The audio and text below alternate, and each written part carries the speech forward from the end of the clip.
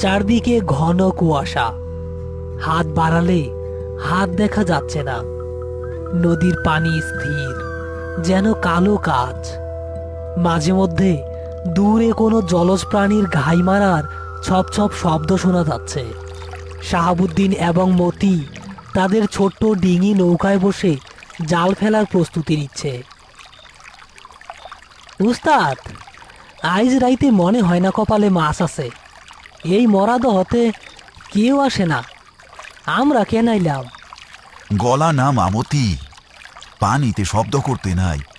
তুই নতুন, তাই জানোস না। নদীর কান আছে, মরাদহ মাছের খনি, কিন্তু এইখানে ওরা থাকে। চুপচাপ জাল গোসা, বিসমিল্লা কইয়া ফেলার প্রস্তুতি নে।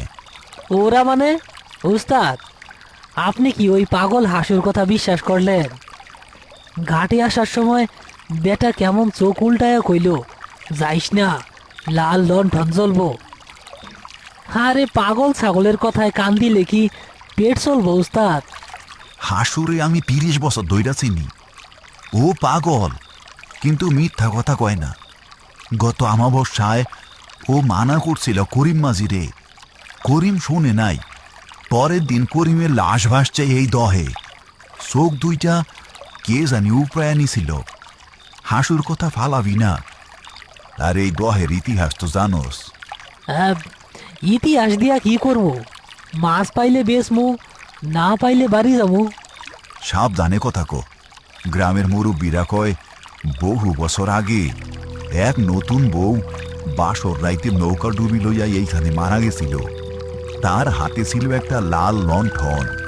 সে আজও সেই আলো দিয়া পানির তলে তার স্বামীরে খুঁজে। মরাবহ শান্ত দেখা যায়, কিন্তু এর তলে তুফান চলে। দূর উস্তাদ, আপনার এইসব কিচ্ছা কাহিনী শুনলে তো মাছও ডরাইয়া পালাইব। আমি জোয়ান মানুষ, আমার শরীরের রক্ত গরম। ভূত প্রেত আমার ছায়াও মারায় না। আপনি হুকুম দেন, জালটা ফেলি। বড় একটা বোয়াল পাইলে কাইল সকালে বাজারে ধুম পইরা যাইব। হ্যাঁ, তোর সাহস আছে, কিন্তু বিশ্বাস নাই। নদীতে বিশ্বাস লাগে রে পাগল। নে, আল্লাহরে ডাক। আর মনে রাখবি, যদি পানির নিচে কোনো আলো দেখস বা নুপুরের শব্দ শুনোস, তাকাবি না। সোজা বইটা বাইয়া ডাঙায় উঠবি। আচ্ছা আচ্ছা, ঠিক আছে। বিসমিল্লাহ। মতি উঠে দাঁড়ালো জাল ফেলার জন্য। কুয়াশার কারণে পানি দেখা যাচ্ছে না ঠিক মতো। মনে হচ্ছে অন্ধকারের গহ্বরে জাল ফেলছে।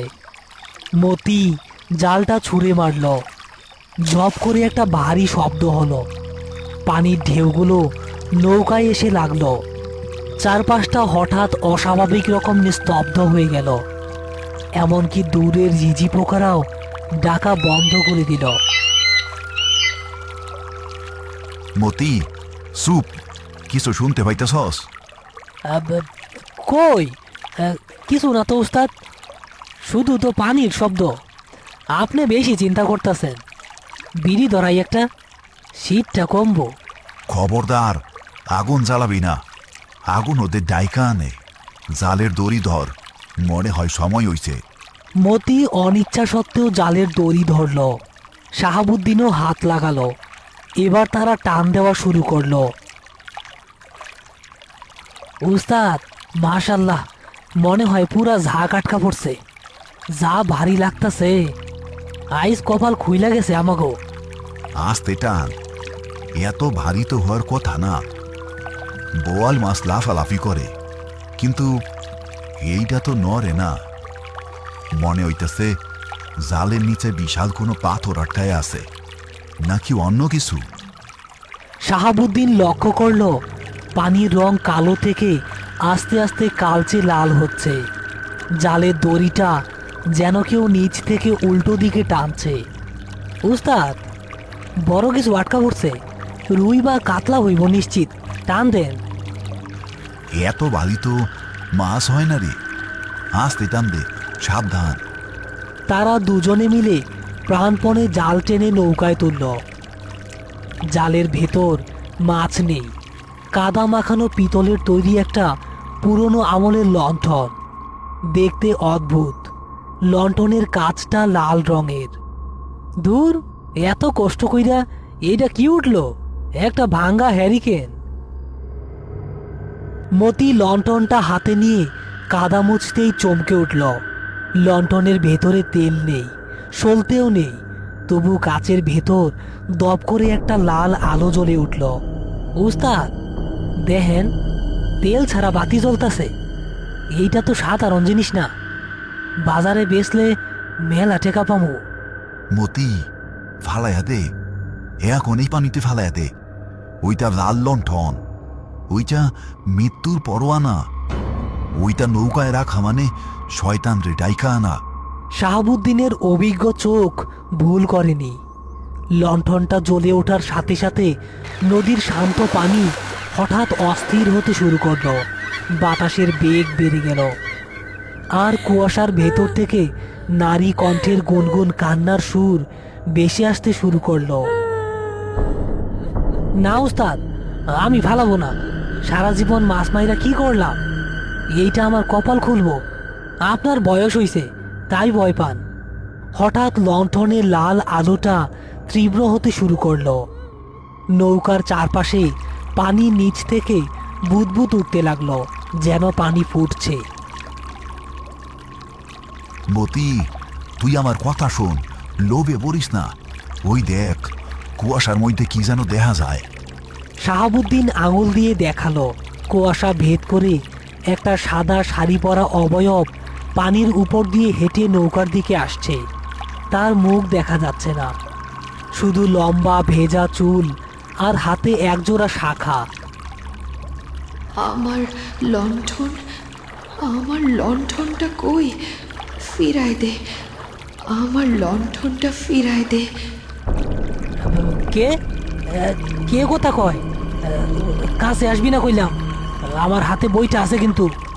মতির বোকামি তাকে শেষ সীমানায় নিয়ে এসেছে। সে খেয়াল করেনি লণ্ঠনটা এখন আগুনের মতো গরম হতে শুরু করেছে, আর সেই ছায়ামূর্তি এখন নৌকার একদম কাছে, তার হাত নৌকার কিনারায়। নৌকাটা হঠাৎ একপাশে কাত হয়ে গেল। মনে হলো পানির নিচ থেকে কেউ নৌকাটা ধরে কাঁপাচ্ছে। মতি, লণ্ঠন ফালা, নইলে নইলে আমরা জ্যান্ত কবর হয়ে যাবো আজকা পানিতে। আহ, উস্তাদ, উস্তাদ, আমি আমি লণ্ঠন ফালাইতে পারতাছি না। আমার হাত পুইরা যাইতাছে। আহ, উস্তাদ, বাঁচান, বাঁচান উস্তাদ। নৌকাটা প্রচণ্ডভাবে দুলছে। পানির নিচ থেকে উঠে আসা পচা হাতটা মতির পা ধরে টেনে পানির দিকে নামাচ্ছে। মতি অর্ধেক শরীরে নৌকার বাইরে ঝুলে আছে। তার ডান হাতের সেই লণ্ঠনটা এখন দাও দাও করে জ্বলছে, কিন্তু আগুনটা লাল রঙের। আহ, উস্তাদ, উস্তাদ, আমার পা ভাঙা যাইতাছে, আমারে টানতাছে। আল্লাহ রে ডাক মতি, জোরে জোরে ডাক। শয়তানের সাথে গায়ের জোয়ে পারবি না। শাহাবুদ্দিন প্রাণপণে চেষ্টা করছে, কিন্তু অদৃশ্য শক্তিটা অস্বাভাবিক শক্তিশালী। হঠাৎ নৌকার একপাশে পানি ফুঁড়ে সেই সাদা শাড়ি পরা জলপিশাচিনী ভেসে উঠল। তার মুখটা এবার স্পষ্ট দেখা যাচ্ছে। বড় বড় গর্তের মতো চোখ, চামড়া খসে পড়া মুখমণ্ডল, আর সেখান থেকে বের হচ্ছে ঘোলাটে পানি। আমার বাসর সজ্জার আলো তুই চুরি করেছিস, এবার তোর জীবন দিয়ে এই ঋণ শোধ কর। পিশাচিনী তার হাড় ভর্তি হাত বাড়িয়ে দিল মতির গলার দিকে। শাহাবুদ্দিন বুঝতে পারল মতি নিজে লণ্ঠন ছাড়াতে পারবে না। ওটা তার হাতে আঠার মতো লেগে আছে। মতি, ব্যথা পাইলে চিল্লাইবি না, তোর জান বাঁচাইতে হইব। শাহাবুদ্দিন তার হাতের ভারী কাঠের বৈঠাটা তুলল। সে জানে এই লণ্ঠনেই মূল কালপিট। সে বিসমিল্লাহ বলে সজোরে আঘাত করল মতির হাতের কবজির ওপর। আহ, উস্তাদ! বৈঠার বাড়ি খেয়ে মতির হাত অবশ হয়ে গেল, আর লণ্ঠনটা হাত থেকে ছুটে গিয়ে ছিটকে পড়ল পিশাচিনীর দিকে। লণ্ঠনটা বাতাসে ভেসে যেন চম্বুকের মতো পিশাচিনীর হাতে গিয়ে পড়ল। লণ্ঠনটা হাতে পাওয়া মাত্রই পিশাচিনীর ভয়ঙ্কর মুখটা মুহূর্তের জন্য শান্ত হয়ে গেল। সে লণ্ঠনটা বুকের কাছে জড়িয়ে ধরল। ফিরে পেয়েছি আমার লণ্ঠন, আমি ফিরে পেয়েছি। এবার পিশাচিনীটা ধীরে ধীরে পানির নিচে তলিয়ে যেতে লাগলো। সাথে সাথে মতির পা ছেড়ে দিল পানির নিচের সেই অদৃশ্য হাত। মতি ধপাস করে নৌকার পাটাতনে গড়িয়ে পড়ল। শাহাবুদ্দিন কোনো মতে নৌকা চালিয়ে ঘাটে এসে ভিড়ল। মতি নৌকার পাটাতনে অজ্ঞান হয়ে পড়ে আছে। তার ডান হাতটা কয়লার মতো কালো হয়ে গেছে, যেন আগুনে পুড়ে গেছে। ঘাটে বসে আছে পাগলা হাসু। সে নদীর দিকে তাকিয়ে খিলখিল করে হাসছে। কি গো শাহাবুদ্দিন, কইছিলাম না মরা দহে নতুন বউ সাজে, লাল বাতি জ্বালাইয়া বরের অপেক্ষা করে। পোলাডার কপাল ভালো, জানটা রাইখা হাতটা নিছে। চুপ করো আশু ভাই, পোলাটা মইরা যাইব। জলদি কবিদাস ডাকো। শাহাবুদ্দিন জানে মতি বেঁচে ফিরলেও সে আর কোনোদিন আগের মতি থাকবে না। পিশাচিনীর স্পর্শ যার গায়ে লাগে তার রক্তে আজীবন ভয় মিশে থাকে।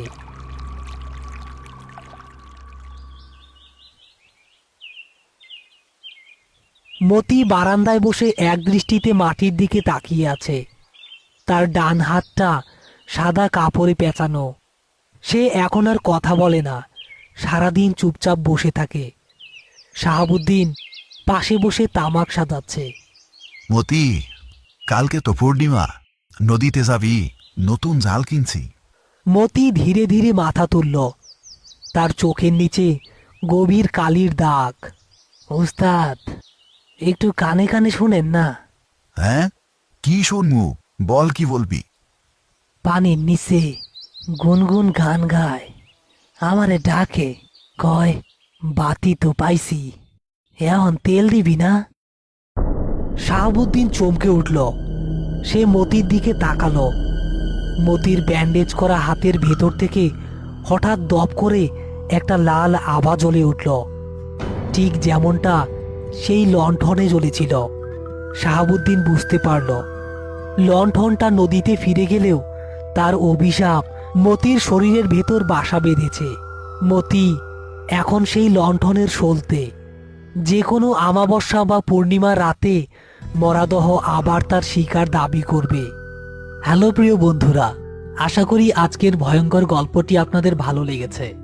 যদি ভিডিওটি দেখে ভয়, রোমাঞ্চ বা মজা পেয়ে থাকেন তাহলে অবশ্যই একটি লাইক দিয়ে আমাদের পাশে থাকুন। এমন আরও নতুন নতুন ভয়ঙ্কর ভূতের কার্টুন ও গল্প সবার আগে পেতে এখনই আমাদের চ্যানেলটি সাবস্ক্রাইব করে রাখুন। আজকের প্রশ্ন, শাহাবুদ্দিন ও মতি যে নদীটাতে মাছ ধরতে গিয়েছিল সে নদীটার নাম কি ছিল? আপনার সঠিক উত্তর ও আপনার নাম কমেন্ট করে লিখুন। যারা আজকের প্রশ্নের সঠিক উত্তর দেবেন তাদের নাম সবার আগে পরের ভিডিওতে মেনশন করা হবে। গত ভিডিওতে সর্বপ্রথম কমেন্ট করেছিলেন কাজল খান, এমডি রিদম ও মেহেদি হাসান। আর গত সপ্তাহের ভিডিওতে বলা প্রশ্নের যারা সঠিক উত্তর দিয়েছিলেন তারা হলেন জাকিয়া, হালিমা, আদি, চন্দনা, রাত্রি, নাইম, শিশির, মহিমা, তামান্না ইসলাম, রিক, নাইমা, মেহবুব, তাবাসসুম, হাজেরা আক্তার, রাব্বি হাসান, মিস শাপলা খাতুন, জাকিয়া, তানিয়া, মারিয়া ইসলাম, নূর আলম, হান্নান মল্লিক, সৌরভ মিয়া, আসিফ, সৌমজিৎ, রাকিব হোসেন, খাদিজা, হাফেজ মোহাম্মদ আরাফাত হোসেন, রিয়াজুল মণ্ডল, মোহাম্মদ শামীম হোসেন, জাহাঙ্গীর আলম, তানহা আক্তার, মরিয়ম, রুহি, জাকারিয়া নেত্রকোনা থেকে, সুমাইয়া, মহিমা, মুসা, মুস্তাকিম, রুহান, রিদওয়ান, নাভা, মোহাম্মদ দিদার আলী, শান্ত গৌস্বামী, মোহাম্মদ দিদার আলী সাগর, চট্টগ্রাম সীতাকুণ্ড, সুমাইয়া, মরিয়ম, রিয়াজুল মণ্ডল সহ আরও অনেকেই। আপনাদের ভালোবাসা ও সাপোর্ট আমাদের আরও ভয়ঙ্কর ও আরও ভালো গল্প বানাতে উৎসাহ দেয়। সবাই ভালো থাকবেন। আবার দেখা হবে আগামী শুক্রবারে ভয়ঙ্কর কোনো গল্পে।